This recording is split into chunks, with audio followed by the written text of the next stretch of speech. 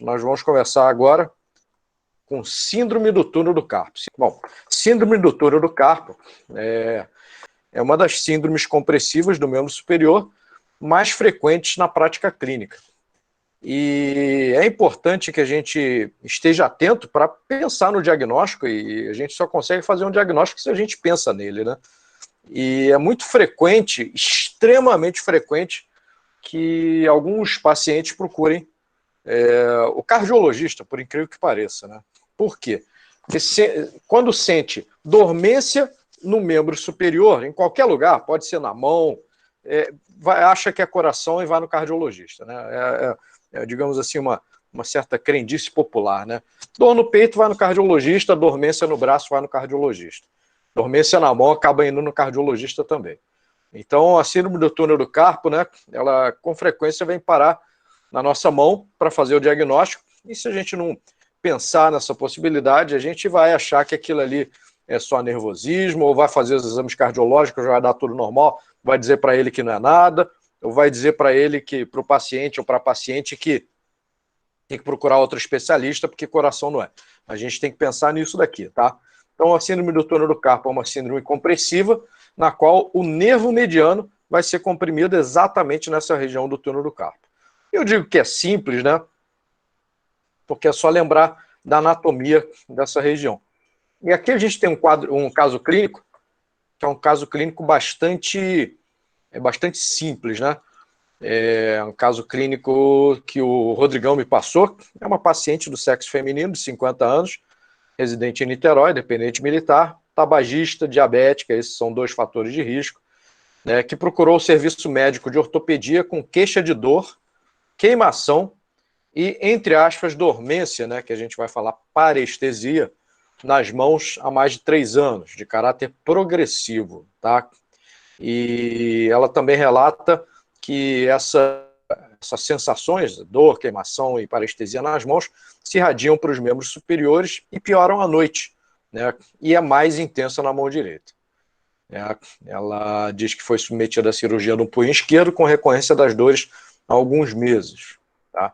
Então, alguns aspectos clínicos, né, que são comuns: dormências e formigamentos, que a gente vai chamar de parestesia ou disestesia, né, dos dedos do polegar indicador e metade radial do anelar. A gente vai ver daqui a pouco por quê, né? E, obviamente, o médio também entra no meio.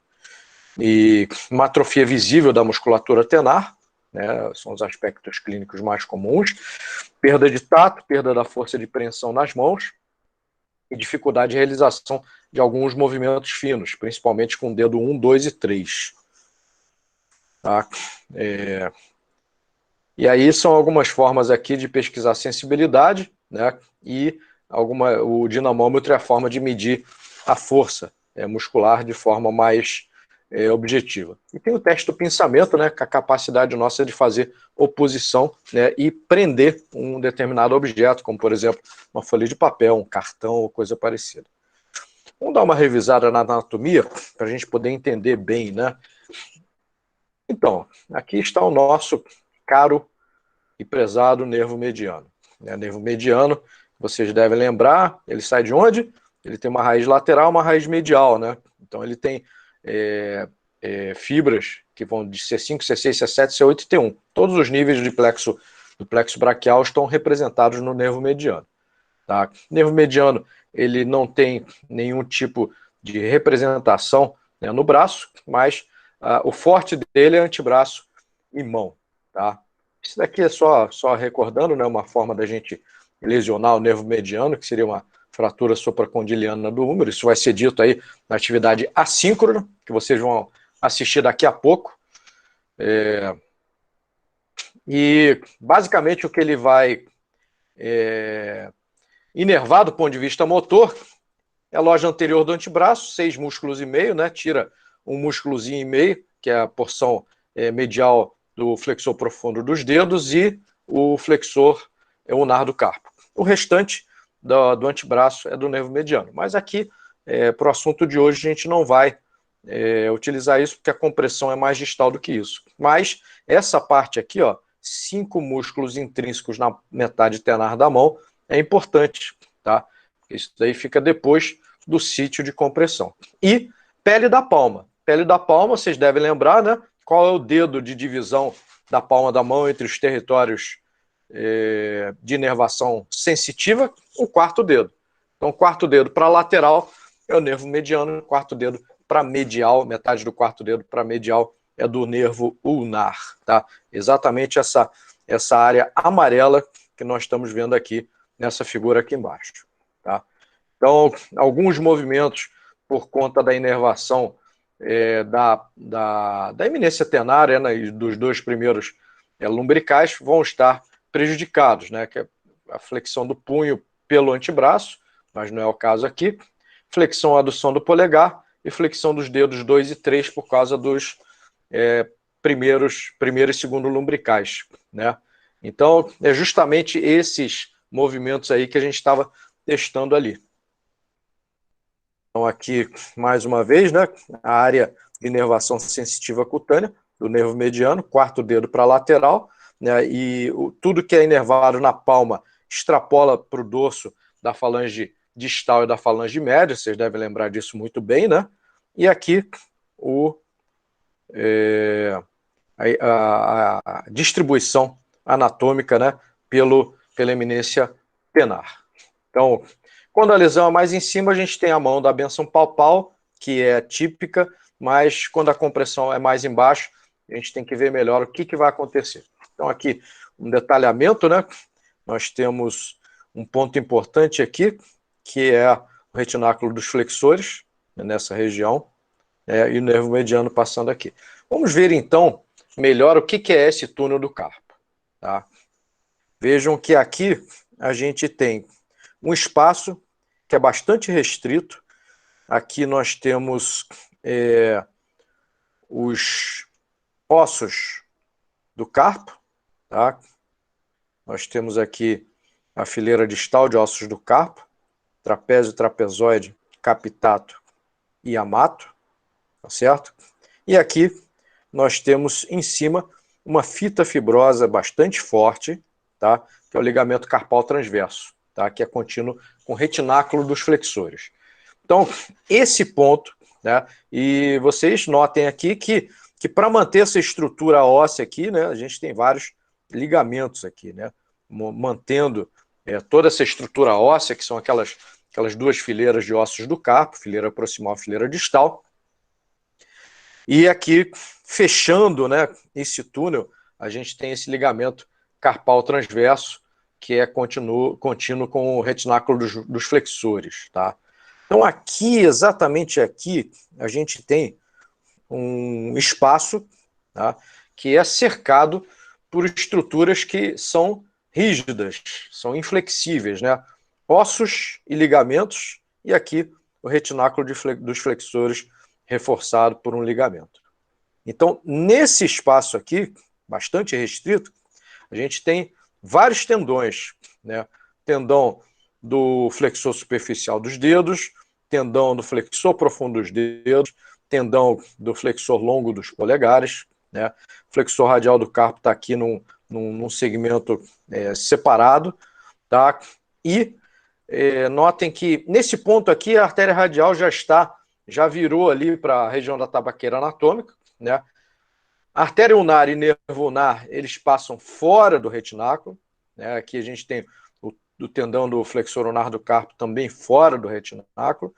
E a única estrutura aqui dentro, tá, que não é tendão, que não é gordura e que não representa uma estrutura ósseo-mioarticular, é o nervo mediano, tá?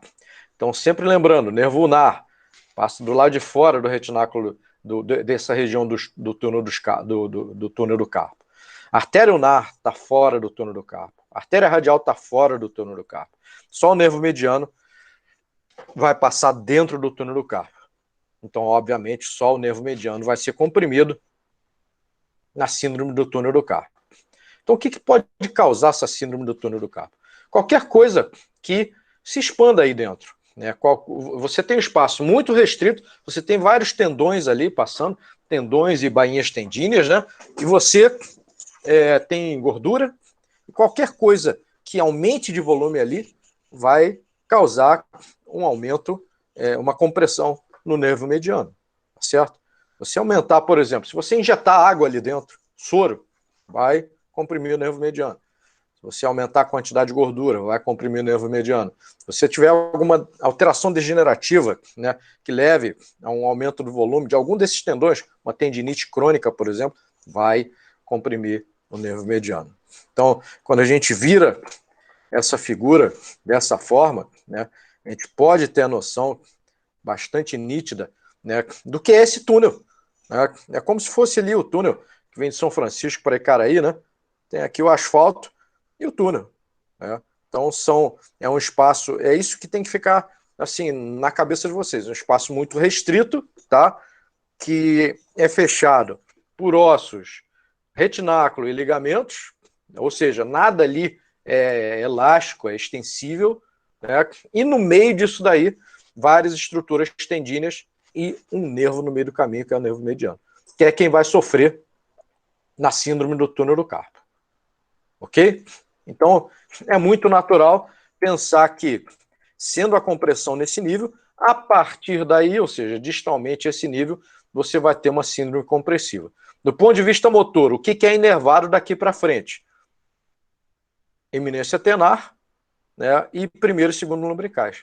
Por isso que movimentos do polegar, de flexão e abdução, tá? E movimentos de flexão dos dois primeiros dedos vão estar prejudicados. Então, um movimento que fica prejudicado é justamente esse movimento de pinça, né? Você pede para o paciente segurar uma folha de papel, ele não consegue, porque esse movimento aqui está prejudicado.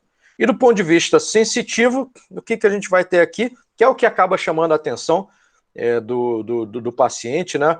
Como a perda de força ela é progressiva, muitas vezes o paciente ele não percebe isso até o ponto que ele começa a deixar cair as coisas que ele pega. Por exemplo, ele pega o celular, né, ele não consegue, né, ele deixa cair. Mas o sintoma sensitivo acaba chamando a atenção do paciente mais precocemente, né?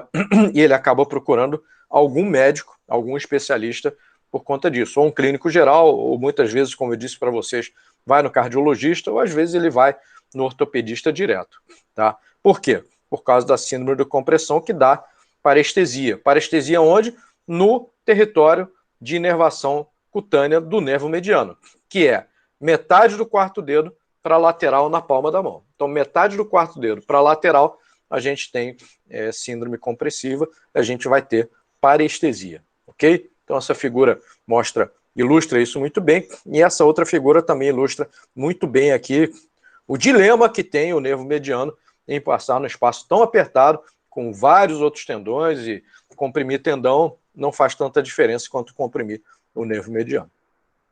O tratamento pode ser conservador, né, com o uso de uma órtese, por exemplo, para fazer a imobilização aí do punho, tá? Anti-inflamatório não hormonal.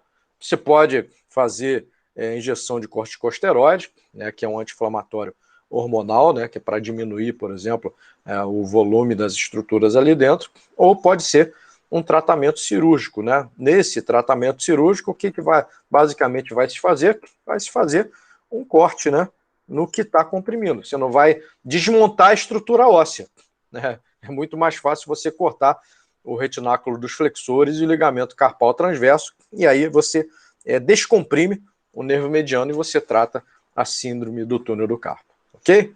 Então esse primeiro assunto é um assunto bem simples, né, um assunto curtinho, né, que não tem muito mistério, mas apenas chamando a atenção de todos vocês para que sempre que o paciente relatar, né, uma parestesia, principalmente no punho, né, e às vezes, não sempre, né, não é sempre que o paciente tem essa sensibilidade de perceber isso, mas às vezes o paciente diz, mas é engraçado, é só a parte de cada mão, a parte de cá, por exemplo, esse dedinho aqui, ele não fica dormente, né? Não é sempre que você tem um relato tão apurado assim, né, mas por vezes esse relato chega, tá certo? Então tem que pensar, parestesia nas mãos, tem que pensar em síndrome do túnel do carpo e, se for o caso, encaminhar para o especialista né, para fazer o diagnóstico. O diagnóstico geralmente é feito por eletroneuromiografia, né, que demonstra o efeito compressivo sobre o nervo mediano, e aí,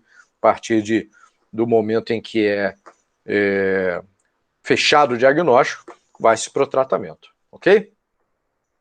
Alguma dúvida aí, pessoal?